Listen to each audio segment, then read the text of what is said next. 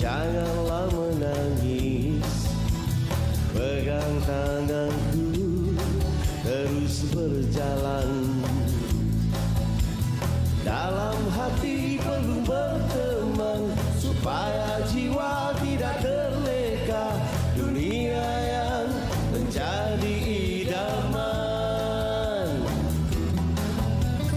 Anak-anak kecil, carilah ilmu untuk menghiasi taman juwita.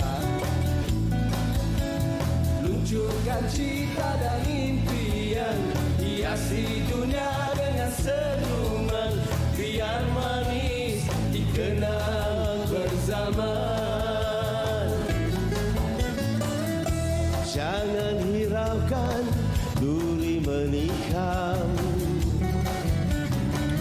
biar berdarah telapak kakimu.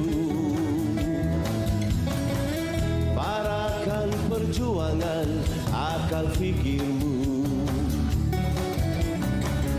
membakar segala kendala, terbentang jalanmu ke surga loka, asal berpaksi pada Tuhanmu. Terus melangkah, janganlah mengalah, bahagia menantimu insya Allah.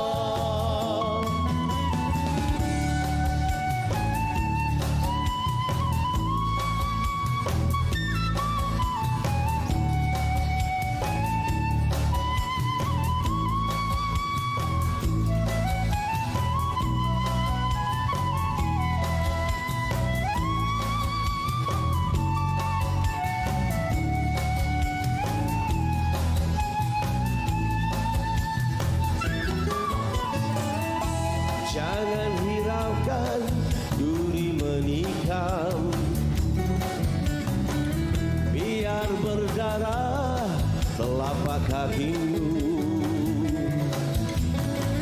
Parakan perjuangan akal fikirmu, membakar segala kendala, terbentang jalanmu ke surga loka, asal berpaksi pada Tuhanmu. Terus melangkah, janganlah mengalah, bahagia menantimu insya Allah. Anak-anak kecil, rajin baca kitab, jangan hentikan suara rohani. Yakin dan terus berdoa, terpaut di dahan kalimah, agar disinari cahaya kasih, agar disinari cahaya kasih, agar disinari cahaya kasih.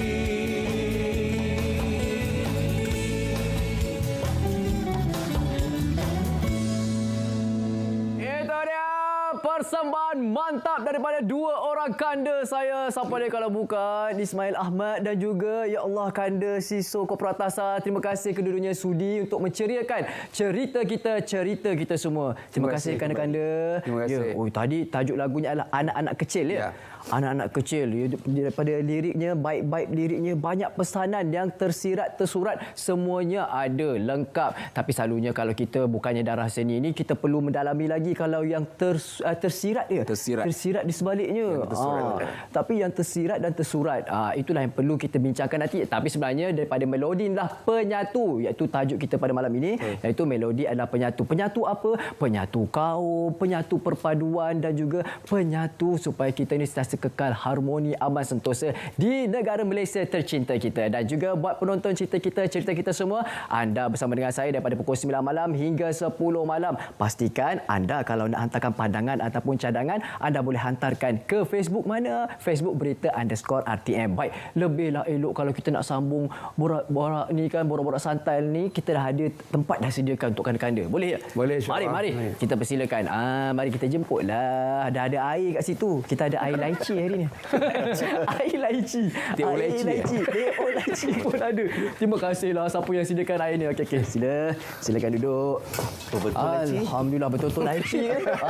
Betul-betul laici cerita dia. Okey, baik. Dan untuk maklumat anda semua, ya inilah dia dua orang tetamu kita untuk permulaan ni, dan kita nak tanya dululah kanda Siso kita ni. Ramai tanya ni, apa tu perkembangan terkini, aktiviti terkini sekarang ni? Apa tengah rancak buat apa sekarang? Sekarang ni saya di USIM sebagai karyawan seni USIM, dan untuk karya terbaru baru saja rilis di Indonesia, iaitu lagu Zapin Anak Dara, nyanyian Iyad Bustami, dan Berikan Aku Syurga, nyanyian Zainatul Hajat. Itu yang terbaru lah. Itu yang terbaru ya? Yang terbaru. Dan juga apa tu ada kat perancangan untuk buat langsung ke sekarang ni? Ramai yang buat sebab PKPP kan, jadinya ada yang buat di Facebook Live, macam-macam aktiviti. Ada perancangan juga tak macam tu? 19 hari bulan nanti saya akan buat makan malam akustika bersama Siso Kopratasa di Gelanggang Budi, Kuantan, Pahang. Kuantan, Pahang, Poh Palih warga Kuantan Poh Palih Roslan Madun pun ada datang sekali ke macam mana? Roslan Madun tak ada. Roslan Madun dengar kata pergi ke Indonesia. Ke Indonesia. Ada aktiviti di sana. Ada aktiviti syair di sana. Aktiviti syair di sana. Bagi kanda kita ni, sedap jugalah pertama kali dapat dengar suara kanda Ismail kita ni. Sebagai pengarah pusat kebudayaan di USIM, Universiti Sains Islam Malaysia, apa harapan dia dan visinya dalam memartabatkan budaya? Didi kan? NN. Sebenarnya kita di USIM ni, sebab kita cabaran kita nak perkasakan seni bukan mudah. Pasal di Universiti Sains Islam, kita perlu buat sesuatu yang memang boleh bagi manfaat kepada semua orang. So kalau kat pusat budaya kita namakan dia sebagai peneraju seni berbudaya. Kalau kat USIM, pusat budaya kita punya visi menjadi peneraju seni berbudaya. Maksudnya seni yang boleh bagi manfaat pada khalayak. Bukan sekadar seni yang untuk hiburan semata-mata. Bukan. Tapi ada manfaatnya kepada masyarakat. Betul. Itu kita nak buat. Itu visi kita lah. Dan setakat ni kita dah menjalankan lebih kurang dalam 880 program. Daripada tahun bila tu untuk? Daripada tahun 2005. 2005? Sehingga sekarang lah. Lebih kurang 880 program. Dalam tu banyak aktiviti lah. Ada segmen-segmen dia kan. Dan student pun yang terlibat kita banyak, ramai. Sekarang ni, sekarang ni kita ada kelab kita lebih kurang 400 ahli. Yang aktif. 1,400 orang ahli 400 ahli. 400 ahli. 400 ahli yang terlibat yang sekarang aktif ni. lah. Yang aktif Sebab kat USIM kita tak ada fakulti seni. Kita ada pusat kebudayaan yang ada kelab di bawahnya. Ada 17. Ada 17. Yes. Jadi anak-anak muda di situlah yang masih ada alumni juga yang menyertai. Masih ada lagi. Alumni, masih. Aktif ya. Kalau macam kanda Siso dia pula macam boleh terlibat dengan USIM sekarang ni aktif ni daripada tahun bila? Tahun berapa yang terlibat? Saya terlibat untuk sekarang ni 2020 adalah tahun yang kelima sebagai karyawan seni di USIM. Dah 5 tahun lah. Saya terlibat pada awalnya, saya terlibat dengan Encik Ismail ni sebagai tenaga pengajar.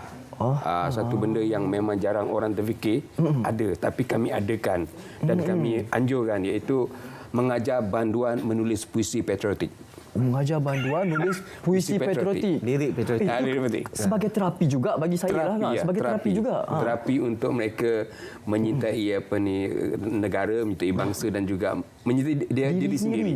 Dan untuk mereka lebih jujur dengan dunia dan juga kehidupan mereka lah. Bukan mudah lah. Bukan mudah. Kami masuk dalam penjara tu dan mengajar penghuni penjara tu dan dengan panas dan sebagainya. So kita bukan Abang Siso, saya, Abang Siso, Fauzi Marzuki pun ada, Datuk Nes pun ada. Fauzi Marzuki pun terlibat sekali. Lim pun ada. Maknanya kita mengajar dia orang buat lirik patriotik tu. Dia orang pernah buat kesalahan jenayah sebelum ni kan. So nak ajar dia orang buat lagu lirik patriotik bukan mudah lah. Kemudian buat lagu pula. Dengan mahasiswa daripada USIM, kita bergabung buat lagu dan kita bersembah dengan orkestra. Adakah sangat sukar bagi mereka yang tiada latar belakang darah seni ni? Sebab kan kalau bermain dengan puisi ni perlu orang yang berhati yang halus, ada dia punya bakat tersendiri. Tapi bagi penghuni penjara sendiri, ada di kalangan mereka yang memang kerah hatinya, maknanya segelintir daripadanya memang tak ada darah seni. Jadi sukar tak?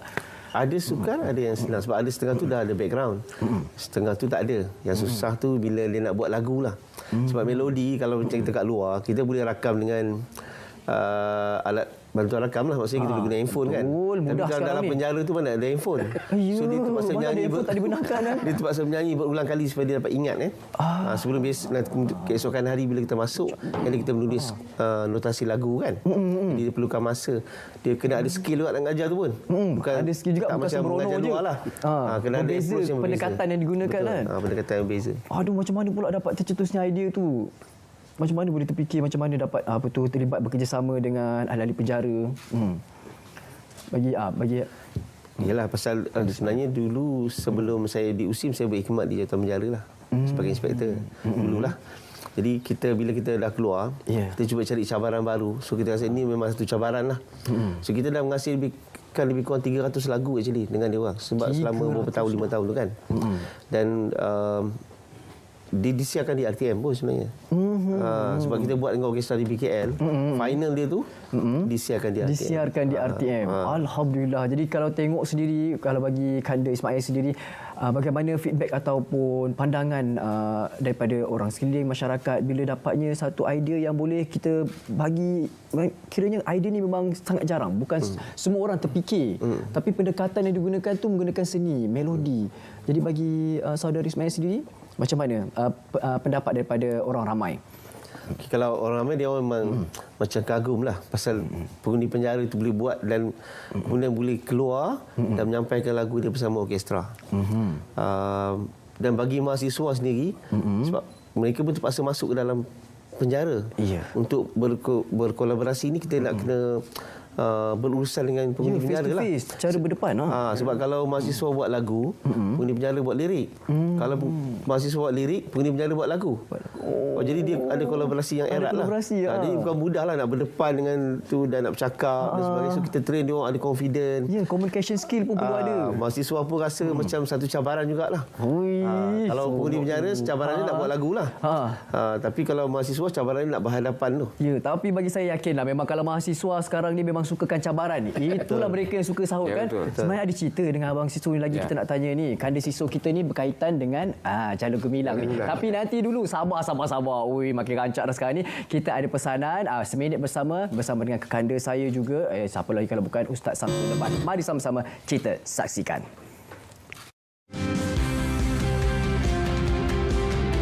Bismillahirrahmanirrahim. Assalamualaikum warahmatullahi wabarakatuh. Kita sering kali mendengar laungan merdeka, merdeka, merdeka. Tetapi kita kena ingat, merdeka ini bukanlah satu kata-kata untuk dijeritkan, diteriakkan, tetapi sebenarnya memerlukan kepada penghayatan kemerdekaan dan juga pembebasan negara kita daripada belenggu penjajahan ini adalah merupakan satu usaha yang tidak dapat dinilaikan dengan wang ringgit. Ia melibatkan pengorbanan, air mata, titisan darah dan sebagainya, yang sehingga membawa kesan kepada keadaan negara kita yang aman, makmur dan sejahtera pada hari ini. Oleh yang demikian, pentingnya kita selaku rakyat Malaysia untuk belajar menghayati erti kemerdekaan yang sebenar, mensyukurinya dan memeliharanya supaya tidak dirosakkan oleh anasir-anasir yang tidak bertanggungjawab. Kerana sesungguhnya negara kita adalah tanggungjawab kita dan kemakmuran, kesejahteraan ini bukanlah kita warisi, tetapi sebaliknya tanggungjawab kita untuk tinggalkan untuk generasi yang akan datang. Oleh demikian, pastikan kita mengambil semangat tanggungjawab ini untuk sama-sama memelihara erti perjuangan dan kemerdekaan. Kita jumpa lagi. Assalamualaikum warahmatullahi wabarakatuh. Bangsa diukir oleh adik guru negara. Hidup harmoni pelbagai bangsa, negara makmur, aman sejahtera. Selamat Hari Malaysia. Selamat Hari Malaysia.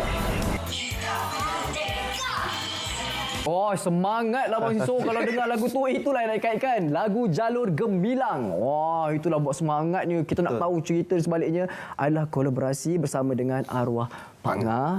Dan kita nak tahu juga, sebab saya ada baca perkongsiannya adalah asal-asalnya dalam lirik tu menggunakan bendera Malaysia. Ya. Dan kemudiannya dah ditukarkan bila dah dapat nama Jalur Gemilang. Ya. Kalau boleh kongsikan bersama dengan penonton cerita kita ni, detik-detik bersejarah itu. Okey. Lagu ni adalah sebenarnya lagu kedua yang diamanahkan oleh Pak Ngah untuk saya buat. Lagu pertama dia suruh saya buat lagu Kerana Malaysia. So selepas lagu Kerana Malaysia, satu lagu lagi dia bagi, dia suruh dia buat untuk Jalur Gemilang. Tapi dia ada dua situasi yang berbeza sebenarnya. Kerana Malaysia saya buat 12 kali liriknya. 12 kali. Jalur Gemilang 2 kali sahaja. Kenapa begitu? Jalur Kerana Malaysia adalah lagu tema hari kebangsaan pada waktu itu. Jadi pihak penganjur hari Merdeka mahu lagu yang boleh dinyanyikan, lirik yang boleh diingat oleh semua golongan masyarakat. Daripada PM sampailah kepada kanak-kanak orang asli. So saya kena cari kata-kata yang mudah untuk dihafal, yang serasi dengan melodi, yang boleh diingat. Sebab target panggah pada saya mudah. Dia kata, selepas lagu Negaraku, Kerana Malaysia mesti keluar. Lepas lagu Negaraku mesti Kerana Malaysia. Dan dia pernah cakap saya, lagu yang boleh menjadi satu lagu rasmi pada satu waktu nanti. Maknanya selepas peninggalan dia nanti mungkin 20 atau 30 tahun akan datang, lagu Kerana Malaysia adalah lagu yang penting bagi negara. Jadi di situ proses untuk menulis lirik itu bukan mudah. Lagipun lirik itu banyak dibuka untuk diperbincangkan, maksudnya didedahkan untuk diperbincangkan. Jadi adalah cadangan-cadangan yang kena terima pakai. Namun nak masukkan. Yang terakhir sekali saya hantar lirik yang pertama saya tulis. Yang ke-12 tu lirik yang pertama saya tulis. Lirik yang pertama mula tu. Kenapa yang tu baru hantar pula bila 12 kali ni? Masuk yang ke-11 saya terus terang dengan Pak Ngah, saya kata, kalau lirik ini ditolak, lirik yang ke-12 tu ditolak, saya tak akan menulis lagi. Kau cari orang lain. Sebab saya kata sebab dia mudah. Saya bila saya menulis, saya bukan menulis hanya sekadar buat kata-kata nak kau ambil. No. Bila saya menulis, saya letak jiwa saya. Sebab lagu ni dia, pencipta lagu letak jiwa dia ke dalam lagu. Penulis lirik letak jiwa dia ke dalam lirik. Pengubah muzik letak jiwa dia ke dalam lagu tersebut. Penyanyi letak jiwa dia. Jadi lagu biasanya ada 4 jiwa di dalam tu. Jadi saya letak jiwa saya. Apabila ditolak saya agak boring. Tapi Pak Ngah cakap dengan saya, so jangan kau give up, dia kata. Lagu ini aku yakin akan jadi lagu yang akan dikenang sampai 20-30 tahun, dia cakap. Kalau boleh sampai. Jadi bila dia cakap macam tu, saya kata okey. Ini yang last, saya kata, sebagian 12 tu. Rupanya memang kebanyakan orang dia memang suka kepada lagu lirik yang pertama kita tulis. Yang tu yang fresh. Itu yang fresh. So alhamdulillah lirik yang pertama yang saya tulis tu diterima yang ke-12. Yang lirik yang pertama tu yang ke-12 kan. Tapi betul lah ada hikmahnya. Kita dapat tengok macam-macam pendapat. Jadi kerana lagu Jalur Gemilang pula saya Jalur Gemilang saya tulis untuk orang tahu apa itu Jalur Gemilang. Apa itu warna-warna yang ada Jalur Gemilang tu tahu. Kemudian target saya lah supaya lagu itu menjadi lagu rasmi negara. Kerana saya mudah, kalau kita mengenal sesuatu benda itu, kita akan rasa kasih dan sayang. Jadi kalau kita mengenal erti-erti yang ada dalam Jalur Gemilang tu, kita akan rasa kasih kepada Jalur Gemilang tu, saya tak langsung dia akan menyemai semangat jati diri. Sebab itu untuk Jalur Gemilang tu bukan kerja yang mudah. Saya terpaksa pergi ke DBP cari buku protokol Malaysia tu untuk saya, warna-warna tu, lambang tu, kemudian saya gunakan kreativiti saya untuk menzahirkan lirik yang mudah difahami dan boleh dinyanyikan walaupun anak orang asli. Maknanya semua masyarakat perlu tahu. Dan apabila bendera itu diterbalikkan, saya cukup marah. Sebab betul. apa dosa bendera itu kau terbalikkan? Itu dia kan. Tak salah apa-apa. Kenapa salah apa diterbalikkan? Jadi bagi saya bila saya tulis lirik Jalur Gemilang ialah saya mahu semua rakyat Malaysia menghargai dan merasai apa yang ada di sebalik warna-warna tu. Sebab dengan merasai dan mengenali, kita akan rasa kasih. Dan sampai kita, kasihnya. Kasih. Kalau kita tak kenali mak bapak kita, kita tidak akan rasa kasih ke mak bapak kita.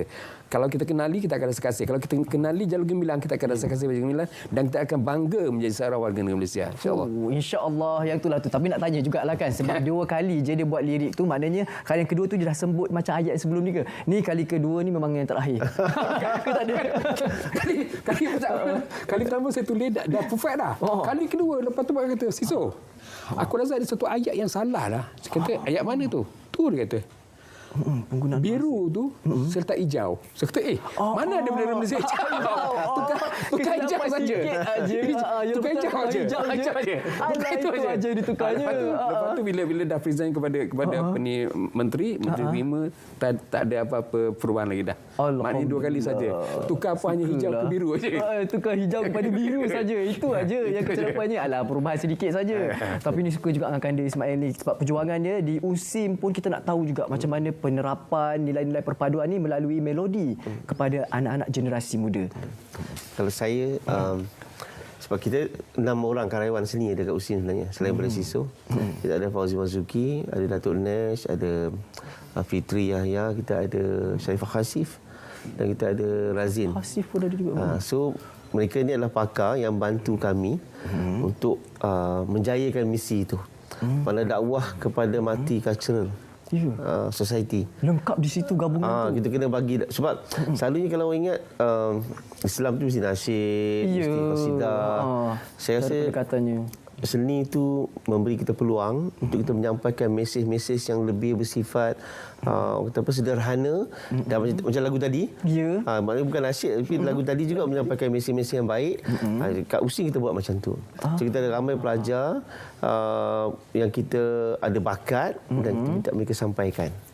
Dan melalui kita buat basking kepada ibu-ibu yang ada kanak-kanak kanser, Persatuan HKL Kid Cancer. Kita basking dalam ETS tau.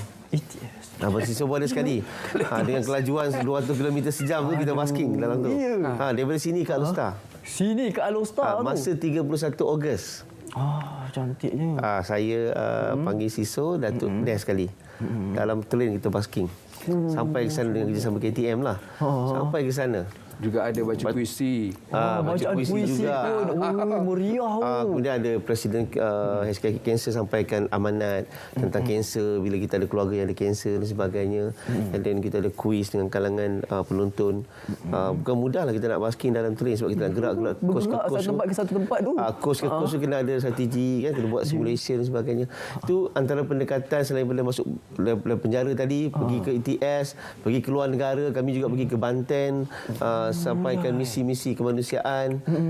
Selain daripada itu, banyak lagi program yang kita buat. Kalau kata baru ni untuk COVID, kami juga buat lagu kempen untuk COVID. Nama Siso ada join sekali, Datuk Nes ada sekali. Kita buat untuk COVID. So kita nak tunjukkan yang walaupun misi sains Islam Malaysia, tapi Islam tu bukan maksudnya nasyid saja. Kita nak sampaikan nilai-nilai murni dalam Islam tu kepada semua orang. Jadi sebab tu kita ada macam-macam lagu. Macam saya pun saya ada album puisi sendiri dan saya terbitkan, saya produce dan baru ni kami terbitkan satu video lagu rakyat Bongai Negeri Sembilan, Dua-dua Anak. Dalam dia memang banyak mesej-mesej yang tentang dua-dua anak, ibu kepada anak, ayah kepada anak dan dia sangat Islamik. So yang itu yang kita buat, pendekatan yang sederhana kepada semua orang. Tapi impaknya besar. Impaknya sangat besar. Aduh, kenapalah sekejap sangat ni Ni penonton-penonton ni pun tanya betul. Ni tanya banyak lagi ni. Saya dah sediakan 28 soalan ni Masalahnya tak sampai lagi ni. Tapi kalau boleh yang terakhir ni kita harapkan harapan daripada kanda-kanda saya. Kita mulakan dengan Kanda Siso dulu. Okey, harapan saya mudah je.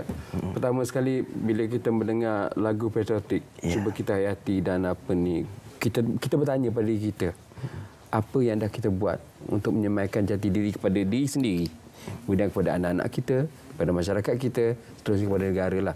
Kerana saya agak terkilan, saya masih lagi terkilan apabila bendera diterbalikkan, kerana apa dosa bendera itu diterbalikkan, kan? Jadi maknanya pertama sekali lagu patriotik itu adalah lagu dan dia tidak ada dosa apa-apa kepada kita. Jadi janganlah kita ubah apa benda supaya mengikut amarah kita, kerana kita lagu itu tidak berdosa pada kita. Dan kalau kita marah kepada satu golongan ke satu golongan, jangan benda-benda yang negara punya kita rosakkan, jangan. Betul. Kerana itu sebenarnya bertujuan untuk menyatukan. Dan juga kanda Ismail pula. Kami berharap macam kalau kat USIM kita berharap kita boleh sampaikan dakwah dengan cara sederhana itu.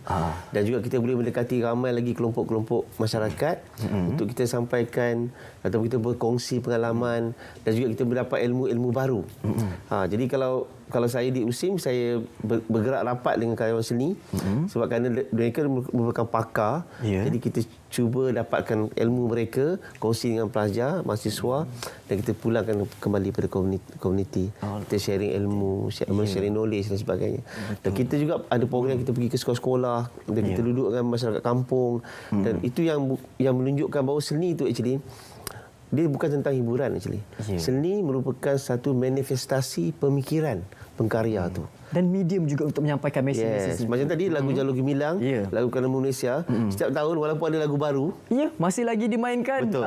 Yang itulah dia. Baik, alahai. Ni tak cukup, minta apa jangan risau. Saya lepas ni saya akan promote ni kanda-kanda ni untuk Selamat Pagi Malaysia, Selamat Malam Malaysia, lagi banyak lagi yang ni mesej-mesej yang penting yang perlu kita bawa demi kesejahteraan kita bersama bersempena dengan Hari Malaysia pada 16 September. Okey, kita berehat seketika. Apa pun terima kasih buat kanda. Maaf salah silap daripada saya. Dan selepas ini kita akan masih lagi bersama untuk cerita kita semua. Jangan ke mana-mana.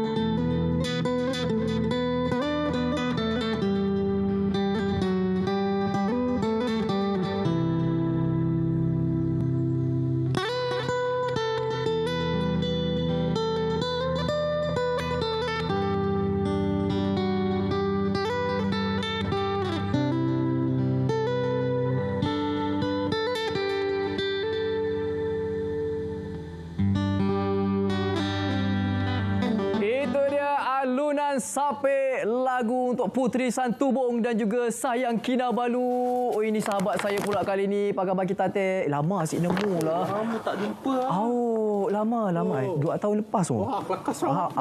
Kami pandai kelakar Sarawak nek tu. Ya, sahabat Sarawak kami. Inilah dia Saufi Aiman. Ya Allah, alhamdulillah bertemu kita kembali. Terima kasih banyak-banyak sudi bersama. Mari kita kalau boleh ni kita nak ajaklah Saufi Aiman kita duduk-duduk. Tadi dah ada tetamu kita pun dapat minum-minum. Boleh Saufi Aiman ya? Mari. Kita ada lychee. Ya. Lychee ais bahang. Lychee 3 layer. Kalau di Sarawak apa namanya? Air 3 layer. 3 layer. Kalau ya apa tu beautiful lady apa ya airnya? Banyaklah. Lady beautiful. Nang ramai. Baiklah ni. Okey, untuk penonton-penonton cerita kita ni awal-awal ni kita nak war-warkanlah kejayaannya. Kita ucapkan tahniah ni sebab apa ni cerita dia. Pada 2017 memenangi 4 medal emas di WCOPA World Championship of Performing Arts di California, United States. Dan juga tahniah juga atas pelantikan ni. Ui, bangga miak-miak Sarawak teh. Apa ya teh? Ni tahniah juga atas pelantikan sebagai Presiden Persatuan Anak Seni Sapek Kuching 2020 hingga 2022. Mestilah semalam tak tidur ni. Selalu kalau nak mengkaji ni memang tak tidur cerita dia. Itulah dia. Jadi kalau macam tadi pelantikan tadi untuk yang Persatuan Sapek di Kuching Sarawak ya. 2020 hingga 2022 memang macam tu ya selalunya untuk pengurusi. Sebab ni untuk ni satu organisasi baru NGO khas. Sebab dekat Kuching Sarawak ni dari 10 tahun lepas kita nampak kan macam Sapek moden ni dia bermula tahun 2000 di Kuching itu sendiri. Dan sekarang makin ramai yang belia-belia baru start dapat sambutan belajar main sapek lah. Sekarang dah makin ramai dan kita rasa eloknya kita ada satu persatuan yang mampu bukan saja membimbing tapi memberi platform untuk belajar secara proper lah, secara baik. Cara yang betul ni kan. Dan kita pun dah sebelum ni kita dah macam bersama dengan pelbagai jenis agensi, banyak event. Sekarang kita boleh hantarkan anak-anak seni yang jauh lebih muda untuk mengambil pengalaman di pentas antarabangsa contohnya. Contohnya. Jadi berapa ramai setakat ni betul ahli-ahli dalam persatuannya? Setakat ni ahli semakin mengembang lah. Kita ada 20 lebih dan harapnya makin ramai yang tahu persatuan pusat ni. Pusat Kuching. Kalau dan pusat kita boleh bersama untuk memeriahkan lagi lah bidang sapek ni bukan saja di Kuching tapi seluruh Malaysia. Kalau nak sertai tu kalau boleh Saufi dalam usia berapa, seawal usia berapa boleh pelajari sapek ni? Sebenarnya kami tak ada had umur. Adik-adik kecil mestilah dah boleh kan pegang barang macam tu. Sebab paling muda yang belajar ada 6 tahun ada. Dah mula adik-adik tadika kita pun dah boleh mendaftar kan. Dan sekarang kita bukan saja nak kata okey belajar sapek ni dah untuk menjadi pemain. Sekarang ni banyak yang start buat sapek umur 20 dah buat sapek. Ada yang dah jadi usahawan, sapek dah sampai luar negara. Sampai luar negara itulah yang perlu kita banggakan. Ada anak seni tanah air kita ni yang mampu membawa nama Malaysia. Jadi kalau boleh kita nak kongsikan lagi ni, kalau boleh apa lagi yang perlu penonton-penonton kenali. Perlu penonton-penonton kenali Saufi Aiman. Sebelum ni saya memang ada buka lah galeri kedai sapek di Kuching. Di Kuching. Dan dalam tahun 2017 saya pindah ke Kuala Lumpur dengan niatnya nak mengembangkan sapek ni bukan saja di Sarawak tapi keluar pelusuk pop Malaysia kan. Kebetulan tahun 2017 tu pun ada World Championship tadi tu. So alang-alang dalam 1 tahun bawa ke Malaysia, bawa ke Hollywood. Cantik itulah dia. Sebab sebelum ni memang saya dah kenali saudara Saufi Aiman ni. Ceritanya apa alkisahnya apa sebab sebelum ni ada latihan ada program juga. Program kanak-kanak sempatlah bawa dengan adik-adik saya kan. Ni kalau kita tengok dapat yang kita kongsikan di paparan kaca TV sekarang ni, itulah kejayaan-kejayaannya dengan sapek. Kalau anda nak tengok jenis-jenis sapek ni dia punya ukiran tu yang saya suka. Kalau sapek-sapek besar ni pun yang kecil pun ada juga ukiran-ukiran yang menarik. Tapi yang sukanya saya tengok ukiran yang kalau sapek besar tu Saufi, saya pernah pergi ke studio kan. Bila di dinding digantungkan antara koleksi yang ukirannya memang Saufi kata kesayangan lah. Ukiran ni yang sangat bernilainya sebab setiap ukiran tu ada maksud dan setiap ukiran ni mungkin ada dia punya tribe dia. Contoh ada Kenyah, orang Ulu Kenyah, ada daripada suku kaum Kayan, ada daripada suku kaum Kelabit. Dan setiap ni mungkin masa dia buat sapek tu ada penceritaannya. Mungkin dia termimpi ada naga datang dalam mimpi. Dia lukis naga. Mungkin dia termimpi apa keindahan burung-burung kicauan. Dia lukislah pokok ada burung. So setiap tu ada maknanya. Ada kalau mimpi tu pula penceritaan cinta pula pun ada juga ukirannya. Penceritaan dan muzik dia akan ke muzik. Kalau penceritaan cinta dia ke muzik. Dia akan ke muzik lah. Dia akan main gunakan pun, ilham tu untuk hasilkan melodi-melodi. So sebenarnya sapek dulu pun guna untuk mengorat. Betul lah yang nang kami nak belajar. Kelak mek ngabas kita sini no. Boleh dapatlah. Bolehlah belajar ni kan ni antara sapeknya lah. Ni sapek yang saya pernah pelajarilah dulu. Tapi dah lupa dah melodinya. Nanti dulu. Nanti kan kita akan saksikan macam manalah Sophie Aiman ni dapat berkongsi ilmu untuk belajar ilmu muzik ni. Baik, kita kalau boleh nak berehat seketika ya. Kita berehat seketika. Bagi penonton-penonton cerita kita, terus hantarkan komen anda. Lepas ni saya akan baca juga pastinya. Di mana? Di Facebook Berita_ATM. Berehat seketika, cerita kita semua.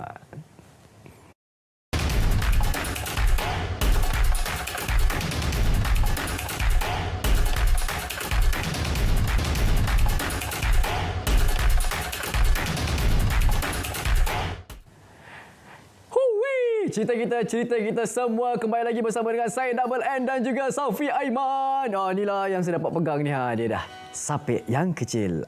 Ni kalau boleh Sophie ni kongsikanlah kenapa ada yang saiz yang kecil, saiz yang besar tu. Sebab dulunya sapek lagi besar daripada yang saya main tadi tu. Oi, lagi besar. Lepas tu bila besar kita mungkin dijemput untuk buat persembahan di luar negara. Jadi masalah kita kecilkan sikit supaya muatlah kapal terbang tu dengan beg semua kan. Kalau besar dulu tu besar boyak ke apa tak? Lagi setinggi manusia tu, setinggi orang tu. Setinggi orang. Jadi kita buat sekecil ni untuk pembelajaran macam budak sekolah rendah contohnya. So cerita yang terbaik yang saya boleh kongsikan ialah tahun depan saya akan mula mengajar dalam 8 buah sekolah B40 di Kuala Lumpur. Alhamdulillah, tanya seronoknya. Tak sabar nak tengok tu. Tadi ada perkongsian tadi yang video waktu saat-saat manis kemenangan Sophie Aiman ya di championship dia. World Championship. Mana dia ni? Kalau boleh kongsikanlah mana videonya. Kita tunggu-tunggulah ni. Lah dekat belakang nak kena dongak juga. Double N pusing kanan. Pusing kanan. Cak. Dah nampak dah itu dia. Inilah ni. Dia tak, ya Allah, tak tahu pula punya boleh digendong macam tu. Sebab sebelum ni buat persembahan depan saya selalunya lari kat bawah je. Nadir pegang, cara pegangnya macam ni jangan nak pegang yang ni. Yang ni je yang pegang dia. Sekali rupanya boleh. Aku ke belakang rupanya. Boleh juga. Jadi macam showmanship. Yalah, untuk lagu moden saja. Untuk lagu tradisional kita ada tata tertib. Kalau tradisional memang kena ada tata tertib dia. Betul. Mesti tak boleh main macam tu. Tak boleh main macam tu. Ini untuk lagu-lagu rancak, lagu-lagu moden. Itulah yang dapat 4 gold medal tu ya. Kalau boleh daripada 5 kategori dapat 4 ya. Sophia, kalau boleh kongsikan juga kategori-kategorinya. Kategorinya ada terbuka, gold. Banyaklah, ada jazz, contemporary, classical dan sebagainya. Yang 4 daripada 5 tu, 1 tu ialah perak. Perak tu untuk kategori lagu sendiri. Tak sempat buat siap. Pergi belasah. Tapi sebab kalau sempat siap tu lagilah. Memang terbaiklah cerita Tapi dia. yang penting bukan 4 gol je. Tapi kita dapat 3 juara dunia. Plug tu penting. Itu 3 sebab juara kita dunia. bukan lawan dengan amatur. Kita memang lawan profesional pemuzik. Daripada mungkin dia main drum, gitar, violin dan sebagainya contoh. Jadi pengalaman tu lah kita nak bawa untuk mendidik anak-anak baru ni. Sebab kita bagi tahu masa depan tu ada kalau kita bina foundation ni dengan baik. Sebab tu kita kena buat macam contohnya buku. Dulu nak belajar sapek ni kita mesti pergi ke kampung belajar dengan sifu-sifu di sana. Tapi sekarang sebab kita nak dia lebih sistematik dan lebih akademik, kita bukukan supaya lagu-lagu yang sukar kita mudah dipelajari dan kita juga boleh membuat macam exam kita boleh kata. Buat macam exam sebab dah ada syllabus dia. Dah ada buku. Sijil lagi kan. Mana tahu ada universiti berminat, kita akan kembang ke peringkat lagi tinggi. Supaya dia bukan saja-saja main sapek ni, tapi meneruskan kebudayaan, legacy tradisional kita ke satu peringkat yang lebih tinggi. Keunikan yang kita ada. Ya, betul. Dan juga kalau boleh, pernah tak terfikir macam nak cari ke mana-mana universiti ke untuk berkolaborasi? Ada juga banyak universiti panggil untuk kita buat workshop untuk mengajar student-student mahasiswa ni. Best lah kalau ada peluang macam tu. Inilah saya ni. Ni sekarang ni pun saya ni. Okey, marilah sama-sama kita saksikan kesumbangan Double N membelajar menggunakan sapek. Okey ni. Mudah je. Mudah je. Kita kena tahu bunyi dia macam mana. Kita tahu do re mi fa sol la ti do kan? Ya, of course. Tahu kan. Okey, cuba dengar. Re, mi, fa, sol, la, ti, do. Kita ganti dengan nombor. 1, 2, 3, 4, 5, 6, 7. 1 balik do kan? Mula dari 5. Mula daripada 5. Okey, itu 4. Satu lagi. 5, 6, 1. 5, 6, lompat 1. Lepas tu 1, 2, 3. 1, 2, 3.